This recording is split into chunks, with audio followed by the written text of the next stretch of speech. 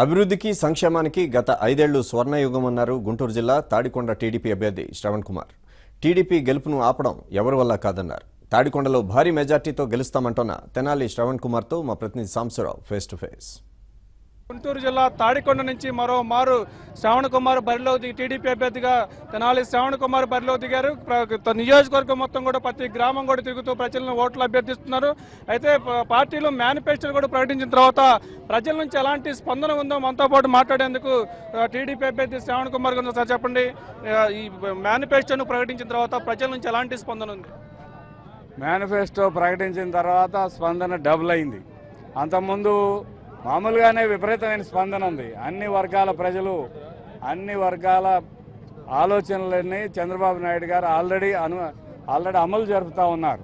రైతాంగానికి కానీ, మహిళలకు కానీ, ఎస్సీలు కానీ, ఎస్టీలు కానీ, బీసీలు కానీ, మైనార్టీలు కానీ, ఆఖరికి 13 రకాల పెన్షన్లు పెంచి ప్రతి ఒక్క పేద కుటుంబాన్ని గుండె తలుపుని తట్టిన వాడు చంద్రబాబు నాయుడు గారు. అది ఈ రోజున స్పష్టంగా కనపడుతుంది. గ్రామాలకి వెళ్ళినప్పుడు ఈ వర్గం ఆ వర్గం అని లేదు. పిల్లలు, పెద్దలు అందరూ కూడా ముఖ్యమంత్రి మళ్ళా తిరిగి చంద్రబాబు నాయుడు గారే రావాలని ఆలోచన చేస్తున్నారు. ఇప్పుడు ఇళ్ల స్కీమ్కి డబ్బులు పెంచడం, చంద్రన్న బీమా పథకానికి 10 లక్షలు చేయటం, అదేవిధంగా ప్రతి ఒక్క కార్యక్రమం ఎన్టీఆర్ వైద్య సేవ కింద 5 లక్షలకి పెంపుదల చేయటం, మరి ప్రతి ఒక్క సంక్షేమ కార్యక్రమాలు రాష్ట్ర వ్యాప్తంగా ఉన్నాయి. కానీ తాడికొండ నియోజకవర్గానికి చాలా స్పెషల్ రాజధాని తీసుకొచ్చి తాడికొండ నియోజకవర్గం పెట్టారు. ప్రజల నుంచి, స్థానికుల నుంచి ఎలాంటి స్పందన? కళ్ళు లేని కబోదుగా ఉన్న సాక్షి పేపర్ కానీ, సాక్షి టీవీ కానీ, జగన్మోహన్ రెడ్డి గారు కానీ, మరి వీళ్ళు చెప్పిన రిపోర్టుల ఆధారంగానో లేకపోతే అడ్డంగా మాట్లాడటం అలవాటు కాబట్టి ఆయన మాట్లాడుతూ ఉన్నాడు. రాజధానిలో అభివృద్ధి అనునిత్యం జరుగుతూ ఉంది.